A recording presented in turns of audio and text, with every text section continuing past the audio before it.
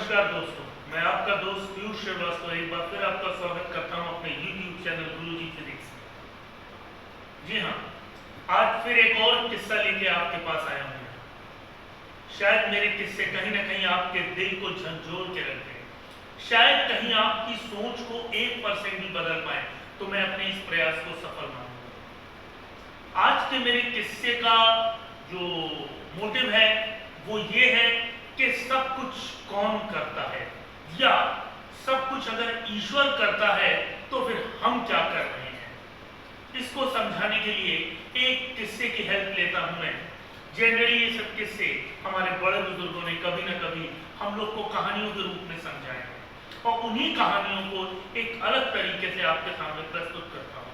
ये सब किस्से कहीं से मैंने नहीं बनाए हैं, मैंने सुने हैं अपनी दादी से, अपनी नानी से, कहानियों के रूप में, और आज उन कहानियों को बदल के एक मोटिवेशनल किस्से के रूप में आपके पास लेके आया। ठीक, शायद वो किस्सा आपको अच्छा लगे। मैं ये देखता हूँ, मैं जब किस्से अपने डालता हूँ तो कुछ लोग उसे डिसलाइक भी करते हैं। इससे पता चलता है कि इस दुनिया में अनेक प्रकार की सोच है, अनेक प्रकार के लोग हैं, अनेक प्रकार के व्यूज हैं, पर मैं यहाँ पे लाइक और डिसलाइक की परवाह किए बगैर अपने व्यू को, अपने सोचने समझने की शक्ति के अनुसार जो सही है वो आपके सामने रखने की कोशिश करता हूँ। अगर आप मेरे साथ सहमत हो तो मुझे लाइक दीजिएगा, और अगर असहमत हो तो डिसलाइक भी दीजिएगा, उसका भी स्वागत है।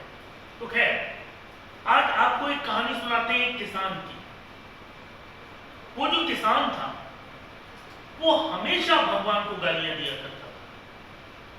हम सब भी देते हैं कभी ना कभी, गालियां नहीं भी देते हैं तो कोसते तो जरूर है कि भगवान तुमने मेरी जिंदगी में ये सब क्यों किया, मेरी जिंदगी इतनी खराब कर दी थी, मैं खुद ही कल कोस रहा था।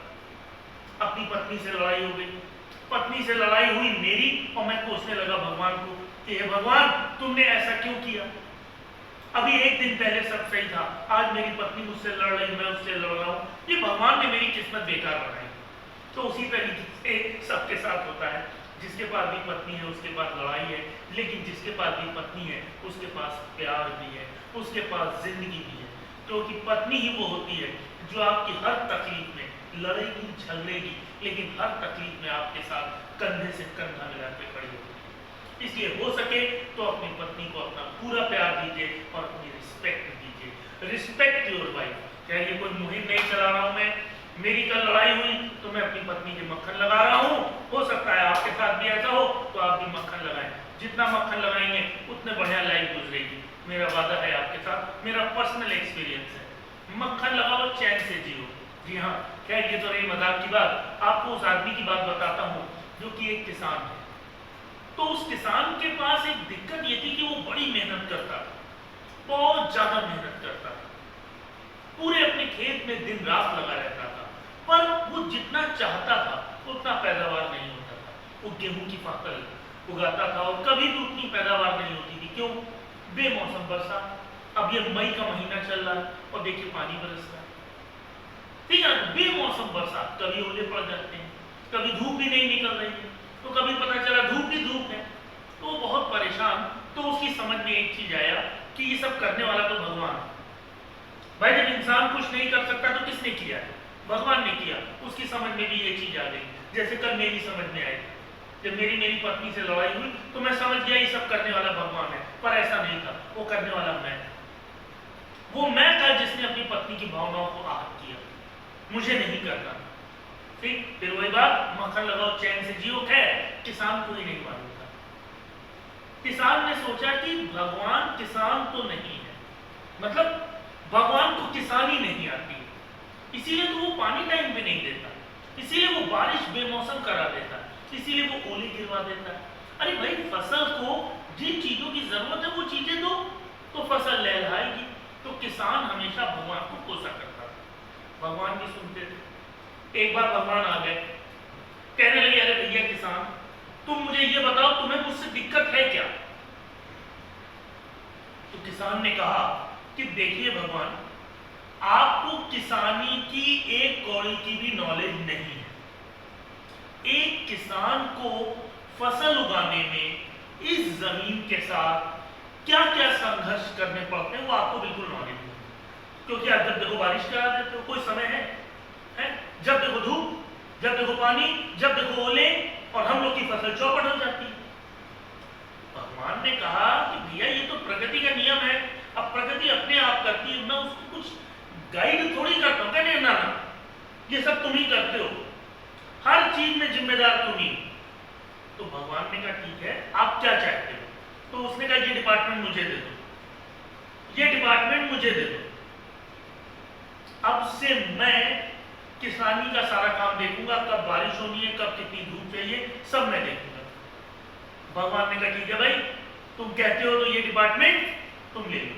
और भगवान अंतर ध्यान हो गए, मतलब चले गए। अंतर ध्यान का मतलब अब साइंस में जाओगे तो कहोगे अंतर ध्यान कैसे होते? भाई साइंटिफिक नॉलेज भी तो बहुत जरूरी है आजकल। आजकल हर आदमी साइंस दूसरों को देता, और जबकि ये आपसे पूछा जाए कि आप आए कहां से थे और मर के जाएंगे कहां, तो साइंस के पास इसका जवाब नहीं है, लेकिन साइंस हर जगह आप दूसरे लोग। अरे भाई क्यों? कुछ चीजें साइंस से परे हैं। इन कहानियों को समझो अपने आप को सही करने के लिए, उस कहानी में साइंस नहीं घुसे हो। तो भगवान अंतर ध्यान हो गए। अब उस किसान ने गेहूं की फसल बोई, जब बारिश चाहिए थी तब कराई, जितनी चाहिए थी उतनी कराई, ठीक? मिट्टी की खाद जितनी चाहिए थी उतनी बनाई, आसमान में सूरज जितनी देर तक निकलवाना था उतनी देर तक निकलवाए, मतलब सब कुछ उस गेहूं की फसल के अकॉर्डिंग कर रहा है, ठीक है ना? अरे साहब फसल लहरा होगी, इतनी जबरदस्त फसल की जितनी वो नॉर्मल फसल होती थी उसकी कम से कम 25 गुना फसल लहरा रही थी। किसान को गर्व हो गया। कभी कभी आपको और हमको भी होता होगा, वाह क्या किया है, क्या हमने अचीव किया। उसी तरह उस किसान को भी हो गया, गर्व हो गया, घमंड हो गया कि देखो ये होती है किसानी, ये मैंने देखो सब चीजें बिल्कुल कंट्रोल्ड वे में की, तो देखिए 25 गुना फसल ले रहा है। तो उसने कहा आप भगवान को बुलाऊंगा और दिखाऊंगा कि ऐसा होना चाहिए, कोई संसार में कोई भूखा न हो, इस संसार में हर आदमी सुखी हो जाए। तो वो गया, गेहूं की बालियां होती हैं उसने पहली बाली को खोला तो वो अंदर से खोखली थी, करते करते उसने सारी बालियों को खोल डाला, सारी बालियां अंदर से खोखली थी। उस सर पे हाथ रख के बैठ गए। अब सर पे हाथ रख के बैठ के कह गया भगवान तुमने ये मुझसे जलन में किया है, हमने तो सब सही किया था, मैं तो किसान हूं, तुम जलन के हो, तुमने जलन में इन गेहूं के अंदर, बालियों के अंदर उनके गेहूं रखे ही नहीं। You are responsible for everything bad which is going in my life. अगर कुछ अच्छा है तो मैंने किया, और कुछ बुरा है तो उस ईश्वर ने किया। ये सोच ही गलत है। इसको आपको समझाऊंगा जब भगवान आए। भगवान उस किसान के पास आए, कहने लगे अब बताओ मुझे क्यों कोस रहे हो? कहने लगा अच्छा सब जान के भी बने हुए हो, बहुत तेज हो तुमने मुझे सब राइट्स दे दी, लेकिन देखो क्या किया, गेहूं गायब कर दिया उन बालियों के अंदर से, सारी बालियां खोखली। तब भगवान ने जो कहा उसे ध्यान से सुनिएगा। भगवान ने कहा तुमने गेहूं के उस खेत में सारी परिस्थितियां तैयार की बाहरी, पर उस गेहूं के बीज को संघर्ष नहीं करने दिया। और कोई भी बीज फल में तब बदलता है जब वो संघर्ष करता है। इस दुनिया का कौन आदमी है जिसने संघर्ष नहीं किया, और जिसने संघर्ष किया उसने अपना मुकाम पाया।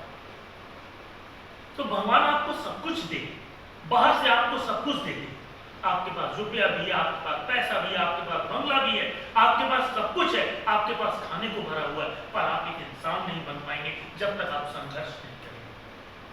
दुनिया का हर महान आदमी, आप किसी की ऑटोबायोग्राफी उठा के देख लीजिए, आप नरेंद्र मोदी की ऑटोबायोग्राफी उठा के देख लीजिए, वो चाय की दुकान पे काम करते थे, संघर्ष में जीवन। और स्वामी विवेकानंद की बायोग्राफी उठा के देख लीजिए, आप किसी की देख लीजिए, आप अब्राहम लिंकन की बायोग्राफी उठा के देख लीजिए, आप सचिन का वो मैच कैसे भूल जाते हैं जब पहली मैच में वकार यूनुस की बॉल उसके मुंह पे लगी और उसकी नाक से खून निकलने लगा, वो उसका संघर्ष था। हर आदमी को संघर्ष करना है, और जब संघर्ष करेगा तो गेहूं के अंदर बीज भी आएंगे, फल भी आएंगे, और वो खोखला नहीं रहेगा। तो जीवन में सबसे जरूरी है संघर्ष, उससे डरिए नहीं। डट के सामना करिए, क्योंकि जो संघर्षों से निपटता है वही एक इंसान बनता है, वही एक मनुष्य बनता है। वरना क्या है, हम हाड़ मांस के एक पुतले, भगवान ने बना दिया, हम पैदा हुए, एक जिंदगी जी, मर गए। क्या किया हमने, क्या किया हमने? मरते समय क्या रहा हमारे पास? हमारे पास हमारा संघर्ष रहा।